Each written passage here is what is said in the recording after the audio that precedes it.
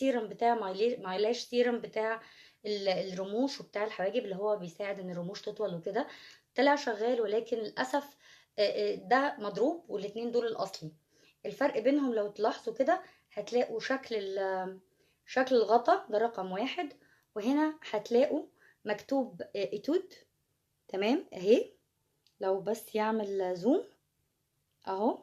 وطبعا في الاوريجينال مش مكتوب اي حاجة، ده رقم 2. غير ان البرودكت نفسه هنا بصوا قوامه عامل ازاي، قوامه تقيل جدا. تمام، وبصوا في المضروب عامل ازاي، بصوا سايبه خالص اهي.